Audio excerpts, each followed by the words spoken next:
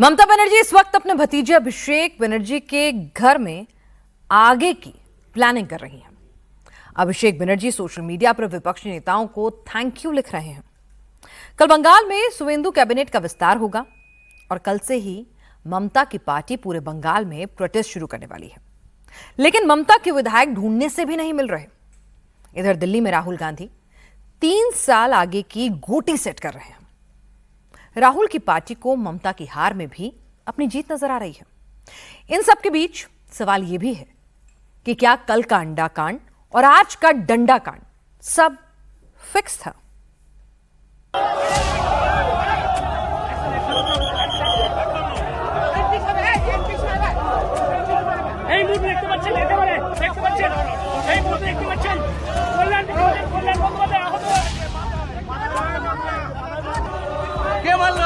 बंगाल में कभी नरमपंथी पॉलिटिक्स नहीं चलती, बंगाल में गरमपंथी सियासत चलती है। लेकिन ऐसी सियासी गर्मी बंगाल ने कभी नहीं देखी थी।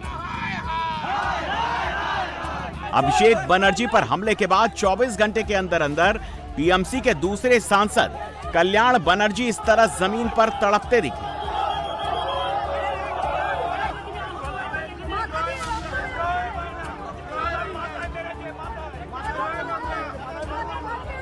लोकसभा में टीएमसी के चीफ व्हिप कल्याण बनर्जी बंगाल में टीएमसी वर्कर की गिरफ्तारी के खिलाफ ज्ञापन देने हुगली के चंडीतला थाने गए थे।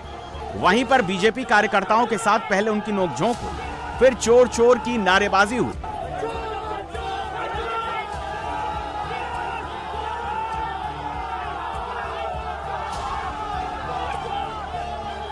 उसके बाद कुछ ऐसा हुआ कि कल्याण बनर्जी जमीन पर गिरकर तड़पने लगे।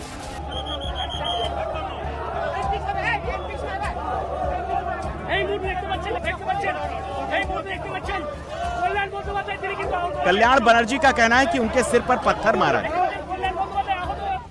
Stone was thrown at my head.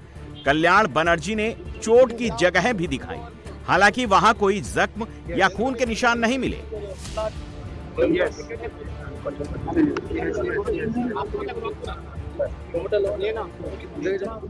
A stone was thrown at my head. I had fallen down on the road, and that time one CRPF person came and rescued me. I give thanks to that CRPF or CIS. But Bengal police was completely remained silent, mute spectator. BJP कहती है कि Kalyan Banerjee attention seeker है। अभिषेक बनर्जी अंडा कांड के बाद अपनी तरफ ध्यान खींचने के लिए कल्याण बनर्जी ने ड्रामा क्रिएट किया।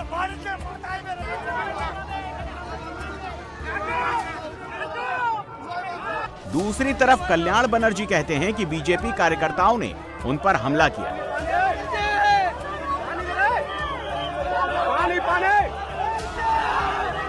সুবর্ণ অধিকারী চাইকে খুন করে যে কোনো উপায় জোর করে আমাদের সবাইকে মেরে ফেলতে আমি বাংলার মানুষের কাছে আবেদন জানিয়ে যাই, বাংলার মানুষ আপনারা সচেতন হন। আজ আমায় মারছে, হয়তো আপনি দূর থেকে দেখছেন, কালকে আপনার বাড়ি থেকে এই বিজেপি গুন্ডারা আপনার মেয়েকে যখন টেনে ধরবে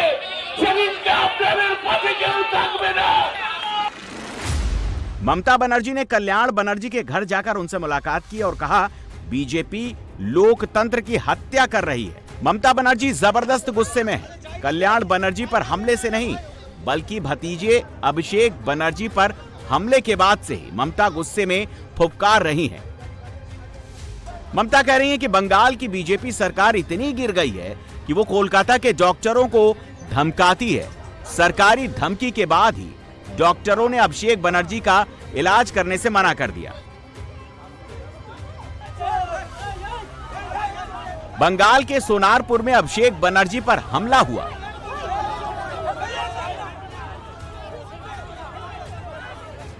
उन पर अंडे फेंके गए।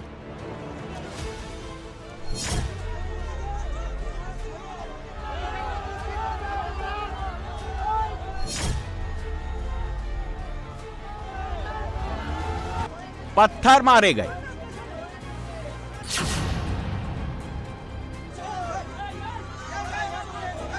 अभिषेक बनर्जी को थप्पड़ मारे गए। अभिषेक बनर्जी के कपड़े फाड़ दिए गए।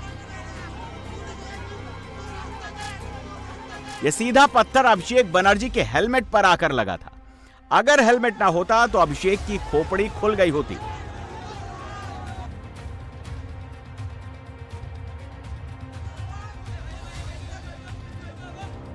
हमले के बाद अभिषेक बनर्जी को पहले कोलकाता के अपोलो अस्पताल ले जाया गया। अपोलो के इलाज से ममता को संतोष नहीं मिला तो अभिषेक को कोलकाता के ही बेले व्यू हॉस्पिटल ले जाया गया। बेले व्यू हॉस्पिटल के डॉक्टरों ने कह दिया कि अभिषेक बनर्जी की छाती पर चोट के निशान के अलावा कोई गंभीर शारीरिक चोट नहीं। अभिषेक बनर्जी बातचीत कर रहे थे, पूरी तरह होश में थे, इसीलिए डॉक्टर ने कह दिया कि उनको अस्पताल में भर्ती करने की कोई जरूरत नहीं है। यह अभिषेक बनर्जी का डिस्चार्ज स्लिप है जिसमें डॉक्टर ने लिखा है कि अभिषेक को कोई गंभीर चोट नहीं है, सिर्फ कुछ खरोंचे लगी हैं।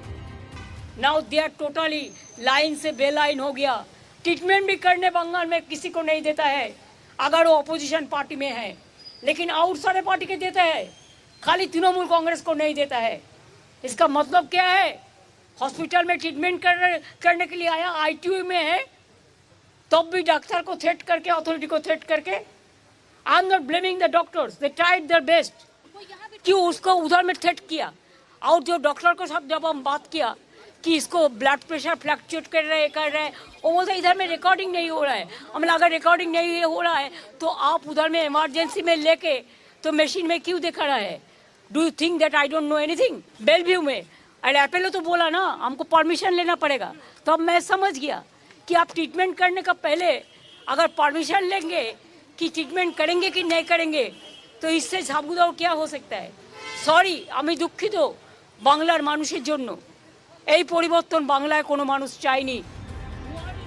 तमतमाई ममता बनर्जी ने आरोप लगाया कि डॉक्टरों को धमकी दी जा रही है कि वो अभिषेक को अस्पताल में भर्ती न करें। ममता ने 15 साल तक बंगाल का राज चलाया। महीना भर पहले तक जो बात ममता के सपने में नहीं आई होगी, ममता को अब वो फेस करनी पड़ रही है। এত গুন্ডামি, এত গদ্দারি, এমনকি অমানবিকভাবে যদি কেউ হসপিটালে ভর্তি হয় তাহলেও তাকে ট্রিটমেন্ট করা যাবে না। তাদের পরিবারে যদি এই ধরনের ঘটনা ঘটে তখন কি হবে? চিরকাল তো একজন চেয়ারে থাকে না। আমার মনে হয় দিল্লির বিজেপি নেতারাও এত খারাপ নয়। এখানে যা চলছে আর তার মধ্যে সিআইডি দেখাচ্ছে, লজ্জা করে না? একটা মানুষ কষ্ট পাচ্ছে, আপনারা সবাই দেখেছেন কিভাবে মারা হয়েছে। আর যে পাথরটা ছবি আমাদের কাছে এসছে, যদি ছুটতো আর ওই লোকাল ছেলেরা যদি একটা হেলমেট না দিত ওর মাথায়, তাহলে স্পট ডেথ হয়ে যেত। আর সেখানে মজা করছে, চ্যাংড়ামা হচ্ছে। কিসের সিআইডি? পুলিশকে তো ইনফরমেশন দেওয়া হয়েছিল, তা সত্ত্বেও পুলিশ কি করে? এবং তারা লোকাল পিপুল নয়, আউটসাইডারদের বাইরে থেকে ভাড়া করে নিয়ে আসা হয়েছিল। কি জবাব দেবে পুলিশ? হসপিটালকেও ভয় দেখাচ্ছে, ডাক্তারকেও ভয় দেখাচ্ছে, মানুষকেও ভয় দেখাচ্ছে, বিভিন্ন সম্প্রদায়কে ভয় দেখাচ্ছে। এর উত্তর কিন্তু জনগণই দেবে। আজকের দিনটাই সব নয়। अस्पताल वालों ने अभिषेक को एडमिट नहीं किया तो ममता अपने भतीजे को अपने साथ घर लेकर चली गई। फिलहाल घर पर ही अभिषेक बनर्जी का इलाज किया जा रहा है।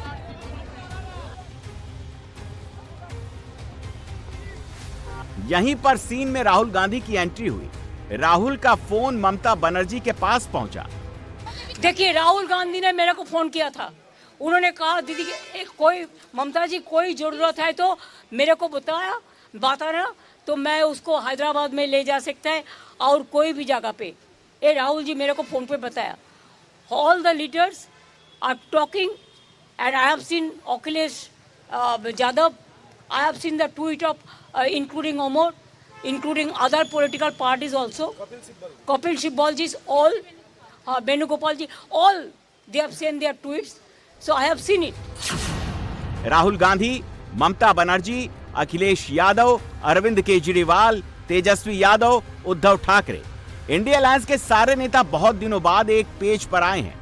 इसमें राहुल के लिए मौका है तो ममता बनर्जी के लिए संजीवनी। क्या राहुल गांधी के नेतृत्व में पूरा विपक्ष एकजुट होगा? क्या अभिषेक पर हमले को इंडी नेशनल इश्यू बना देगा? ममता बनर्जी ने फर्स्ट लीड लेने की कोशिश की लेकिन फेल हो गए। ममता बनर्जी के घर पर टीएमसी विधायकों की आपात मीटिंग बुलाई गई, लेकिन टीएमसी के 80 में से करीब 60 विधायक ममता के काली घाट वाले घर पर नहीं आए। इसके बाद टीएमसी विधायकों की इमरजेंसी मीटिंग कैंसिल कर दी गई। आज का meeting for the time being हम पोस्टपोन कर रहे हैं, क्योंकि वो लोग अपने खुद का कंस्टिट्यूएंसी में वो लोग बिजी है। ये प्रोटेस्ट रैली और हमारा वर्कर लोगों को ऊपर जो हैरासमेंट पुलिस का हो रहा है, ये टाइम पे उसका साथ रहना बहुत जरूरी है। अब ममता बनर्जी की पार्टी 1 जून से प्रोटेस्ट करेगी। 2 जून को ममता बनर्जी खुद ही धरने पर बैठेंगी। ममता बनर्जी को अगर पार्टी बचानी है तो उनको सड़क पर उतरना ही पड़ेगा। ममता को इसी काम में महारत है। ममता अब यही करने जा रही हैं। ममता बनर्जी के विधायक मीटिंग में नहीं आ रहे। ममता के सारे सांसद बाहर नहीं निकल रहे। ममता के कॉर्पोरेटर पार्टी मीटिंग्स पे कहीं दिखाई नहीं दे रहे। यहां से 3 चीजें हो सकती हैं। नंबर 1, प्रेशर में ममता की पार्टी टूटकर बिखर जाए। नंबर 2, तृणमूल के विधायक और सांसद पाला बदल लें। और नंबर 3, ममता सबको एकजुट करें और फिर ताकत बढ़ाएं। अभिषेक बनर्जी पर हमले से बढ़कर ममता के लिए दूसरा कोई मौका नहीं हो सकता। ममता के लिए अच्छी बात यह है कि कांग्रेस और इंडी अलायंस के नेता उनके साथ हैं, लेकिन इस पार्टी के जो नेता बंगाल में हैं, वो ममता के साथ बिल्कुल नहीं हैं। बंगाल में जो तहजीब इन लोग के बनाए हैं, ये वो खुद तहजीब की शिकार बनते जा रहे हैं। ये पहले जो टीएमसी पार्टी करते थे गुंडागर्दी, वो आज बीजेपी पार्टी कर रहे हैं। बात तो एक ही है। जिन्होंने आप कहते हैं ना सपेरे सांप के हाथ में मौत होती है, ये टीएमसी पार्टी के पुराने जो गुंडागर्दी बंगाल में होते हुए हम देखे हैं, उसका ही दौर अभी बंद नहीं हुई, चल रहे हैं। पता नहीं राहुल को याद है या नहीं, लेकिन अधीर रंजन चौधरी को जरूर याद होगा। ये तस्वीरें 31 जनवरी 2024 की हैं। राहुल गांधी जब बंगाल के मालदा में अपनी भारत जोड़ो न्याय यात्रा निकाल रहे थे, तब ममता राज में टीएमसी के गुंडों ने राहुल की गाड़ी पर पत्थर मारे थे। राहुल गांधी की कार का शीशा चकनाचूर हो गया था। तब 24 के लोकसभा चुनावों में टीएमसी और कांग्रेस के बीच गठबंधन की बात चल रही थी, लेकिन ममता ने गठबंधन होने नहीं दिया था। कांग्रेस बंगाल में केवल 1 सीट पर सिमट गई थी। लोकतंत्र में हिंसा का कोई स्थान नहीं, और ऐसा लगता है कि बंगाल में भाजपा ने हिंसा का तांडव प्रारंभ कर दिया है, और ये बंगाल के लिए बहुत बुरा है और देश के लिए भी बड़ा बुरा है। कोई भी हो, किसी के खिलाफ भी हो, हिंसा स्वीकार्य नहीं है। चाहे वो टीएमसी के खिलाफ हो या पहले जो है टीएमसी या कोई और किसी अन्य के खिलाफ करते थे। हिंसा का लोकतंत्र में कोई स्थान नहीं। अधीर रंजन चौधरी और ममता बनर्जी की पुरानी अदावत है। उनकी बातों पर यकीन न हो तो ममता की पार्टी के एमपी सौगत रॉय को सुन लीजिए। 2 दिन पहले बंगाल में सौगत रॉय की गाड़ी पर अंडे फेंके गए थे। अब वो कह रहे हैं कि जब हम पलटवार करेंगे तो देखिएगा। वो आक्रमण करके हमें स्तब्ध कर देने चाहते हैं, ताकि हम लोग कुछ प्रोटेस्ट नहीं करें। यही उसका कायदा है। एक तरफ ऊपर में बोल रहे कि हम शांति रखेंगे, दूसरी तरफ आक्रमण करते हैं हमें अपमान करने का। लेकिन कुछ दिन सहने के बाद हम भी स्ट्राइक बैक करेंगे। अब देखेंगे, हम मैदान में उतरेंगे, ममता बनर्जी खुद उतरेगी, तो देखते रहिए।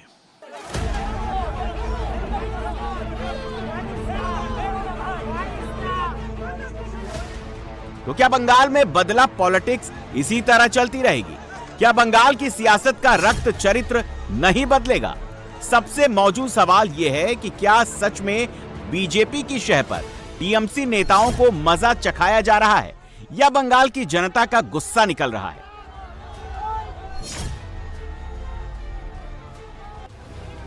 बंगाल में ये वीडियो वायरल है। अभिषेक बनर्जी पर हमले से पहले सोनपुर की कुछ महिलाएं हाथों में अंडे लेकर अभिषेक बनर्जी का इंतजार करते दिख रही थी।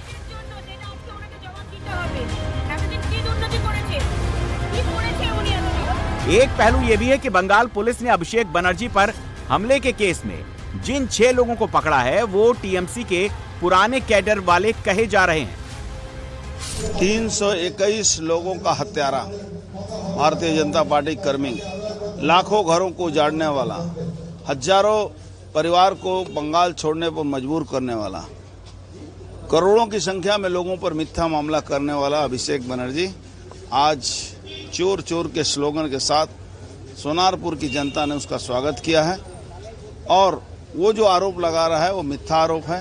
हमारा सरकार तो पिछला सरकार या उसका पिछला सरकार को तो जैसा नहीं है कि सर्वभारतीय हमारे अध्यक्ष जी आए, पत्थर मारे और उसका कोई विचार ना हो। हमारा सरकार तो नहीं है कि आपका मुख्यमंत्री तब का विरोधी दलों नेता को जला देना, पेट्रोल और केरोसिन से डीजल से गाड़ी को, उसका नौबत आया था। देखिए, अभी तक जो जानकारी मिली है 6 लोगों को अरेस्ट किया गया। तो 6 के 6 पुलिस के पास प्रूफ है कि लाभली मैत्र जो वहाँ के लोकल एमएलए थे पहले तृणमूल कांग्रेस के, उनके नजदीक वाले हैं, काउंसिलर के नजदीक के लोग हैं। तो अभी एक नया पहलू इस घटना का खुल गया है कि ये जो आक्रमण, जो अटैक अभिषेक बनर्जी के ऊपर हुआ, ये अटैक किसने किया या किसने करवाया? क्या बीजेपी के ऊपर जो इल्जाम दिया जा रहा था वो बीजेपी का लोग तो वहां पे नहीं थे, तृणमूल के लोग पकड़े जा रहे थे। तो तृणमूल ने ही प्लान करके क्या ये अटैक करवाया, इसका भी इंक्वायरी होनी चाहिए। बंगाल चुनाव ने देश की सियासत को सचमुच बदल दिया है। जीत नरेंद्र मोदी को मिली है, इसका फल राहुल गांधी चखना चाहते हैं। 4 मई के बाद क्षेत्रीय दल कमजोर हुए हैं। राहुल की लीडरशिप को चुनौती देने वाले हार गए। अब राहुल अपनी लीडरशिप में विपक्ष को एकजुट करने पर काम कर रहे हैं। राहुल का लक्ष्य क्या है? राहुल का लक्ष्य है विपक्ष का सर्वमान्य नेता बनकर 29 में मोदी को चैलेंज करना। इंडिया अलायंस में ममता बनर्जी राहुल को नेता नहीं मानती। बंगाल चुनाव हारने के बाद ममता का अप्रोच बदल गया। दिल्ली चुनाव से पहले अरविंद केजरीवाल भी राहुल को नेता नहीं मानते थे। दिल्ली की गद्दी गंवाने के बाद केजरीवाल का भी अप्रोच बदल गया। समाजवादी पार्टी के चीफ अखिलेश यादव को राहुल की लीडरशिप से कोई खास दिक्कत नहीं है। शर्त यह है कि अखिलेश यूपी में बॉस रहना चाहते हैं। शिवसेना के उद्धव ठाकरे पहले ही राहुल गांधी को बॉस मान चुके हैं। आरजेडी के तेजस्वी यादव भी बिहार हारने के बाद राहुल का विरोध करने की स्थिति में नहीं है।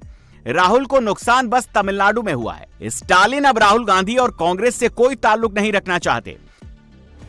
पिछले 12 साल में राहुल गांधी नरेंद्र मोदी को कभी हरा नहीं पाए, लेकिन पिछले 12 साल में राहुल गांधी ने विपक्ष के क्षेत्रीय दलों को जरूर कमजोर कर दिया। जो दल कांग्रेस का खाद पानी लेकर आगे बढ़ रहे थे, राहुल ने उनको फिर से कांग्रेस पर निर्भर कर दिया। बंगाल में टीएमसी की पॉलिटिक्स को जिंदा रखने के लिए ममता को राहुल गांधी के सपोर्ट की दरकार है। इसी तरह यूपी में अखिलेश को राहुल की जरूरत है, जबकि राहुल की पार्टी सपा और बसपा को एक ही तराजू में रखकर चल रही है।